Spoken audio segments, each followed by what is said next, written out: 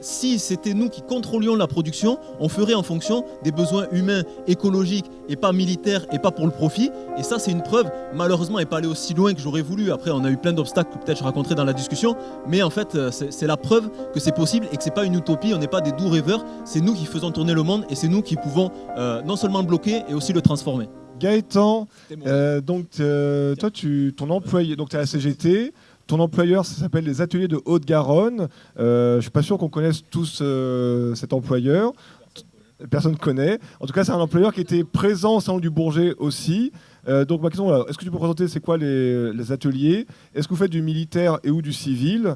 Et dans le contexte d'économie de guerre décrété par Macron, est-ce que vous allez être amené à faire plus de militaires? Bonjour, déjà merci beaucoup pour l'invitation. On m'a soufflé à l'oreille, c'est très joli comme nom, mais vous allez voir que c'est pas très joli la production. En fait, c'est pire que ça, c'est une entreprise qui est née dans la guerre. C'est-à-dire que, pour que vous imaginiez, mes patrons, c'est une même famille qui, depuis 4 générations, se passe de main en main la boîte. Les fondateurs, c'était en 1915 et pour fabriquer des mitraillettes. Donc déjà, ça veut dire que, il faut s'imaginer la mentale, ça veut dire que ça fait 1 an que la Première Guerre mondiale a commencé, c'est déjà une boucherie monumentale, et là, tu as des types qui se disent, il y a un business à faire sur la mort des ouvriers. C'est ça, en gros. Donc, et ils commencent à faire des mitraillettes. Donc ça produit des mitraillettes, etc. Et ensuite, ils ont, parce qu'il n'y a pas des guerres mondiales tout le temps, donc ils ont diversifié la production. Ils ont fait des rivets et de la visserie aéronautique. Donc oui, il y a du civil et du militaire, c'est-à-dire que, par exemple, les patrons, cette famille-là, c'était les grands amis de la famille Dassault, que vous connaissez, qui font les Rafales, entre autres. Donc ça leur a mis un peu le pied à l'étrier, ils se sont développés, et maintenant ils travaillent pour tout le monde, c'est-à-dire aussi pour Boeing, pour les F-35, pour Thales, pour Israël. Des fois tu as des collègues avec des bons d'outillage où il y a écrit Israël, etc. Donc ça fait à la fois du militaire et à la fois du civil. Et après c'était quoi la question? Ouais, est-ce que ils vont faire plus de militaires qu'avant? En tout cas, est-ce qu'ils vont vouloir faire plus de militaires qu'avant? Oui, parce que je pense que toute entreprise, il y a même des entreprises qui ne font pas de militaires aujourd'hui, qui sont en train de se poser la question. Je ne sais pas si vous avez vu que Renault, par exemple, qui fait des voitures, comme on sait tous, se pose la question de faire des drones. J'ai vu que la CGT s'était positionnée pour refuser ça, etc. Mais la question, moi je pense qu'il y a une question clé que peut-être on va discuter après, c'est qu'ils vont vouloir faire plus de militaires. Ça ne veut pas dire qu'ils vont réussir à le faire. Pour réussir à le faire, à faire des productions comme ça, à produire des engins de mort, etc., ça veut dire qu'il faut qu'ils aient un certain type d'ouvriers que nous, à l'usine, on appelle les ouvriers zombies. C'est en fait les ouvriers qui disent oui à tout, qui en fait ont accepté, qu'ils vont produire n'importe quoi, ils ne se posent pas de questions. Et ça dépend. Enfin, moi, quand je suis arrivé dans l'usine, c'était il y a 10 ans, il y avait une grande partie dans les ateliers qui étaient des ouvriers zombies. Ça veut dire que depuis 50 ans, il n'y avait eu pas une seule grève, il n'y avait pas de syndicat dans l'usine, et il n'y avait pas... Moi, je suis arrivé, je dis, mais quelqu'un peut dire une phrase de gauche au moins dans cette usine, tu vois, un truc, à part parler de foot et de soirée, tu vois. Et aucune question ne se posait. Il a fallu que la jeune génération qui avait entre 20 et 30 ans se bouge un peu pour construire un syndicat, faire les premières batailles et tout. Et après, on a pu questionner la production, mais je pense que c'est le truc qu'on va discuter après, quoi. Alors justement, donc ça a été effleuré par c'était Thales avec la diversification. Est-ce que tu peux nous dire un mot là-dessus? Diversification, ouais. Reconversion, voilà, c'est quoi ton expérience là-dessus? Qu'est-ce que tu mets en avant au niveau syndical? Ouais. Je partage ce qu'ont dit les camarades de Thales. Je ne sais pas si tout le monde se rend compte, mais quand tu travailles dans ce genre d'usine, en fait, ce n'est pas une question ultra majoritaire chez les collègues de vouloir remettre en cause la production très facilement. Puis surtout, il n'y a pas de confiance dans nos propres forces le plus souvent. En fait, il faut l'amener, il faut le construire. C'est pas facile. Je vais vous raconter, justement, j'ai choisi une expérience de lutte que je vais vous raconter parce que pour le coup, c'est une fois où on a réussi à avoir un impact et avoir un impact ultra majoritaire chez les collègues à un moment donné sur cette question précise de remise en cause de la production. Nous, historiquement, on était un syndicat. Dès qu'on a fondé le syndicat, on prenait des positions qui dépassaient les frontières de l'usine. On a pris position pour la Palestine, contre des lois racistes, tout ça, ça nous semblait naturel, etc.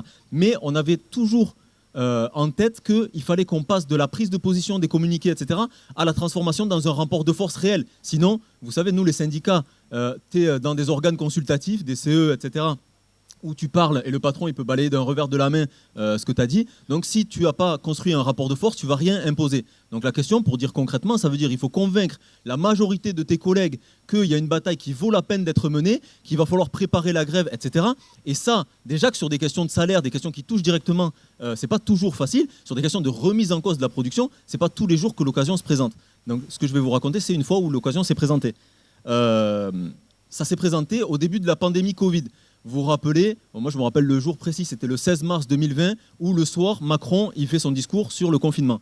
Et sur le confinement, il y avait la fermeture des commerces non essentiels, mais il n'y avait pas la fermeture des productions et des industries non essentielles. Ça veut dire que les industries automobiles, aéronautiques, elles ne fermaient pas. Donc pour que vous compreniez l'absurdité, ça veut dire que le trafic aérien était arrêté, les avions étaient cloués au sol, mais nous on nous disait, le moment d'inquiétude du virus, où on voulait tous se protéger, etc., on ne savait pas c'était quoi ce truc, on nous disait, vous allez produire des avions en plus, alors que déjà ceux qui existent, ils ne volent pas. Donc ça, cette absurdité, ça a fait qu'il y avait une effervescence à ce moment-là, et même, je n'ai pas le temps de raconter tous les détails et tout, mais ça veut dire que dans la nuit, par téléphone, avec les collègues, on s'est appelé pour préparer le lendemain de bloquer l'usine, parce qu'on ne voulait pas aller travailler et prendre les risques pour rien. Donc ça, c'était très intéressant. Le lendemain matin, on a réussi à faire fermer l'usine. Donc ça, déjà, c'était une énorme victoire. Mais c'est là où les choses intéressantes commencent, c'est que justement, on ne s'est pas arrêté à un truc purement défensif, c'est-à-dire juste à faire fermer l'usine, se protéger et on rentre chez nous. On a utilisé ce moment et cette grosse victoire qu'on a imposée au patron pour dire, en fait, nous, on serait prêts à aller travailler, et même on serait fiers d'aller travailler si c'est pour produire ce que nous, on a décidé, c'est-à-dire pas pour produire des avions militaires ou civils dans ce moment-là, mais pour produire, vous vous rappelez qu'il manquait en fait de matériel médical pour tout le monde. Il manquait des blouses, des respirateurs artificiels, des masques, etc. Nous, si c'est pour produire ça, si c'est nous qui contrôlons ça et contrôlons la sécurité aussi pour notre propre santé, là on aura confiance, mais on n'a pas confiance dans notre patron pour mettre ça en place. Et ça, dans ce moment précis, pour le coup, ça a eu un énorme impact. Déjà chez les collègues, majoritairement et tout, parce qu'en fait, ils ont vu que ça mettait le patron à la défensive. C'est-à-dire le patron, mais c'était jusqu'au ridicule. Le patron, en fait, il nous a sorti, oui, mais vous imaginez, s'il y a un hélicoptère du SAMU qui en urgence doit partir et il lui manque un rivet. Ça n'arrive jamais, hein, vous inquiétez pas, ça n'arrive jamais. Et nous, on produit des millions de rivets à la minute. Donc au pire, tu fais tourner une machine une minute, tu lui sors 600 rivets, tu peux casser 600 fois ton rivet. Donc ça n'arrive jamais. Mais il était tellement ridiculisé que ça a mis en confiance les collègues et nous, on a essayé d'utiliser ça comme un levier pour convaincre d'autres. Et il y avait en fait les camarades de la CGT Thales et d'autres, il y a eu 25 entreprises qui se sont joints à nous dans une coordination qu'on a essayé de lancer, de salariés de l'aéronautique à ce moment-là. Et en fait, ça donnait beaucoup de confiance, ce genre de discours-là. Qu'est-ce que je voulais raconter? J'ai pris des notes, j'ai rien suivi. Je finis, promis. Voilà. Je finis avec une phrase. Vas-y. Non, voilà. Ah oui, quand même, j'ai oublié de dire un truc de ouf. C'est que cette bataille, elle est allée tellement loin qu'elle a réussi à imposer en partie à notre patron une reconversion de la production. C'est-à-dire qu'il y a une partie qui a été reconvertie. On a fait des masques pendant longtemps. Il y a eu 300 salariés qui ont fait des masques. Il y avait énormément de machines et tout ça. Et ça, bon, je ne fais pas tous les détails parce que déjà j'ai fait trop long.